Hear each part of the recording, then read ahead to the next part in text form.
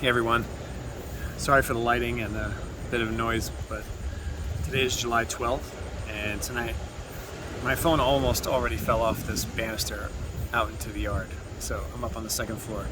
Hopefully that doesn't happen again. If it does, I apologize. Tonight is July 12th. We'll read 1 Chronicles 14 and 15. We'll then read Romans 8, 18 through 39. Psalm 11 and Proverbs 10 through 12. All right, let's read here. 1 Chronicles 14 and 15. And Hiram, king of Tyre, sent messengers to David and cedar trees, also masons and carpenters, to build a house for him. And David knew that the Lord had established him as king over Israel, and that his kingdom was highly exalted for the sake of his people Israel. And David took more wives in Jerusalem, and David fathered more sons and daughters. These are the names of the children born to him in Jerusalem: Shammua, Shobab, Nathan, Solomon, Ibhar, Elishua, Elpelet, Noga, Nepheg, Japhia, Elishama, Beeliada, and Eliphalet.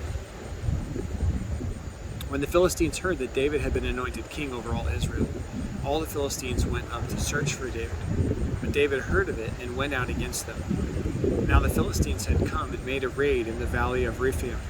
And David inquired of God, "Shall I go up against the Philistines?" Sorry, there's a helicopter. We're near a military base and there's a helicopter flying over, so I apologize.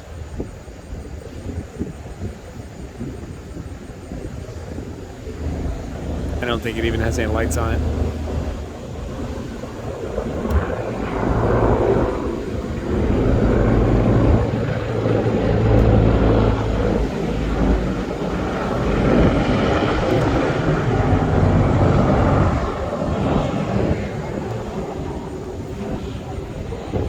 Pretty cool. Alright, let me jump back in here.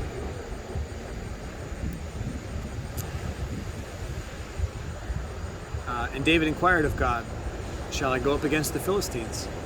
Will you give them into my hand?" And the Lord said to him, "Go up, I will give them into your hand." And he went up to Baal Perazim, Baal Perazim,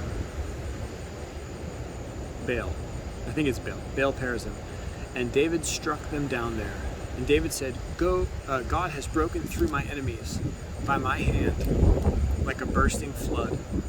Therefore the name of that place is called Baal Perazim. And they left their gods there, and David gave command, and they were burned. And the Philistines yet again made a raid in the valley. And when David again inquired of God, God said to him, "You shall not go up after them. Go around and come against them opposite the balsam trees. And when you hear the sound of marching in the tops of the balsam trees, then go out to battle. For God has gone out before you to strike down the army of the Philistines." And David did as God commanded him, and they struck down the Philistine army from Gibeon to Gezer. And the fame of David went out into all lands, and the Lord brought the fear of him upon all nations. David built houses for himself in the city of David, and he prepared a place for the ark of God, and pitched a tent for it. Then David said that no one but the Levites may carry the ark of God, for the Lord has chosen them to carry the ark of the Lord, and to minister to him forever. And David assembled all Israel at Jerusalem to bring up the ark of the Lord to its place, which he had prepared for it. And David gathered together the sons of Aaron and the Levites, of the sons of Kohath, Uriel the chief, with 120 of his brothers, and the sons of Merari, Asaiah the chief, with 220 of his brothers, of the sons of Gershom, Joel the chief, with 130 of his brothers, of the sons of Elizaphan, Shemaiah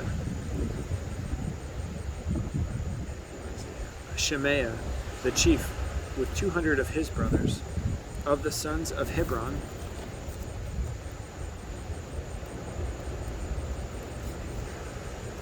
Eliel the chief, with 80 of his brothers. Of the sons of Uzziel, Aminadab and the chief, with 112 of his brothers. Then David summoned the priests Zadok and Abiathar, and the Levites Uriel, Asaiah, Joel, Shemaiah, Eliel, and Aminadab, and said to them, "You are the heads of the fathers' houses of the Levites. Consecrate yourselves, you and your brothers, so that you may bring up the ark of the Lord, the God of Israel, to the place that I have prepared for it. Because you did not carry it the first time, the Lord our God broke out against us, because we did not seek him according to the rule." So the priests and the Levites consecrated themselves to bring up the ark of the Lord, the God of Israel. And the Levites carried the ark of God on their shoulders with the poles, as Moses had commanded, according to the word of the Lord. David also commanded the chiefs of the Levites to appoint their brothers as the singers who should play loudly on musical instruments, on harps and lyres and cymbals, to raise sounds of joy. So the Levites appointed Heman, the son of Joel, and of his brothers, Asaph, the son of Berechiah, and the sons of Merari, their brothers, Ethan, the son of Cushiah, and with them their brothers of the second order, Zechariah, Jeziel, Shemiramoth, Jehiel, Umni, Eliab, Benaiah, Messiah, Mattathiah,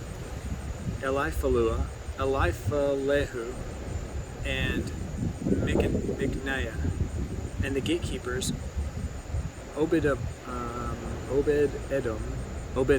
and Jael.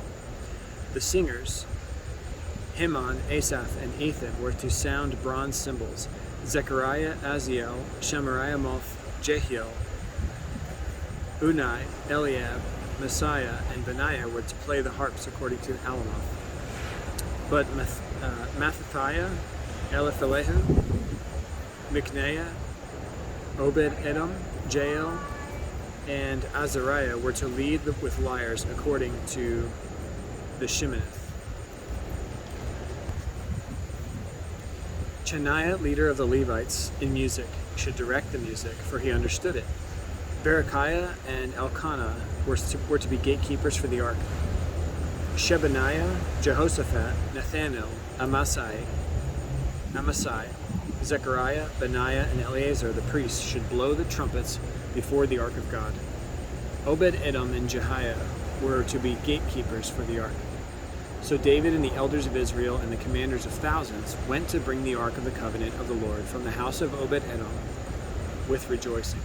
And because God helped the Levites who were carrying the ark of the covenant of the Lord, they sacrificed 7 bulls and 7 rams. David was clothed with a robe of fine linen, and also were all the Levites who were carrying the ark, and the singers and the Chenaniah, the leader of the music of the singers. And David wore a linen ephod. So all Israel brought up the ark of the covenant of the Lord with shouting, to the sound of the horn, trumpets, and cymbals, and made loud music on harps and lyres.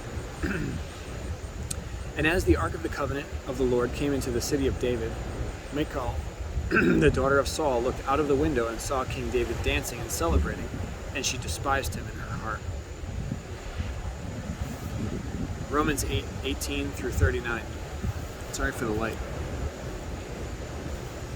For I consider that the sufferings of this present time are not worth comparing with the glory that is to be revealed to us. For the creation waits with eager longing for the revealing of the sons of God. For the creation was subjected to futility, not willingly, but because of him who subjected it, in hope that the creation itself will be set free from its bondage to corruption, and obtain the freedom of the glory of the children of God. For we know that the whole creation has been groaning together in the pains of childbirth until now. And not only the creation, but we ourselves, who have the first fruits of the Spirit, groan inwardly as we wait eagerly for adoption as sons, the redemption of our bodies. For in this hope we are saved. Now hope that is seen is not hope, for who hopes for what he sees? But if we hope for what we do not see, we will wait for it with patience. Likewise, the Spirit helps us in our weakness, for we do not know what to pray for as we ought, but the Spirit himself intercedes for us with groanings too deep for words. And he who searches hearts knows what is the mind of the Spirit, because the Spirit intercedes for the saints according to the will of God. And we know that for those who love God, all things work together for good, for those who are called according to his purpose. For those whom he foreknew, he also predestined to be conformed to the image of his Son, in order that he might be the firstborn among many brothers. And those whom he predestined, he also called. And those whom he called, he also justified. And those whom he justified, he also glorified.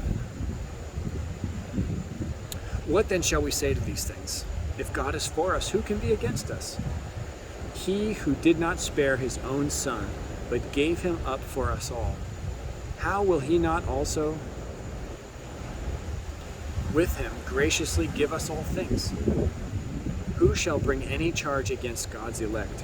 It is God who justifies. Who is to condemn? Jesus Christ is the one who died. More than that, who was raised, who is at the right hand of God, who indeed is interceding for us. Who shall separate us from the love of Christ? Who shall separate us from the love of Christ? Shall tribulation or distress or persecution or famine or nakedness or danger or sword? As it is written, for your sake we are being killed all the day long. We are regarded as sheep to be slaughtered. No, in all these things we are more than conquerors through him who loved us. For I am sure that neither death, nor life, nor angels, nor rulers, nor things present, nor things to come, nor powers, nor height, nor depth, nor anything else in all creation will be able to separate us from the love of God in Jesus Christ our Lord. Psalm 11, to the choir master of David. In the Lord I take refuge.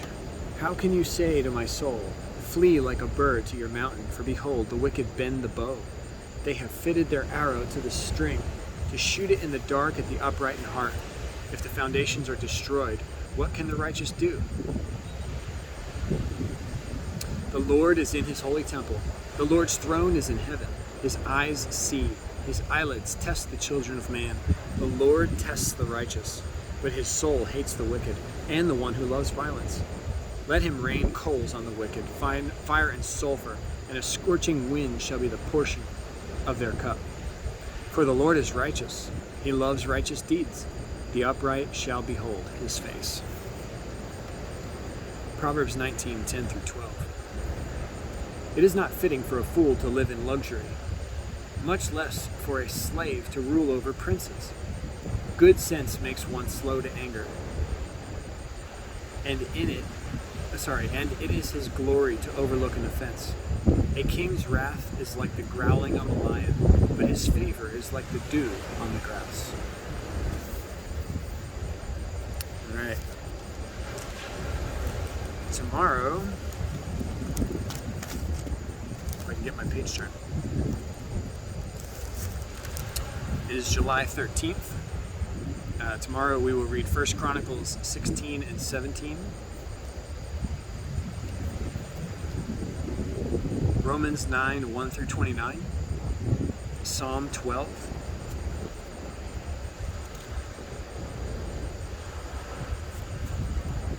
And Proverbs 19, 13 and 14. All right. Thank you guys for listening for this evening's reading. Hope to see you again back here tomorrow. Have a great night.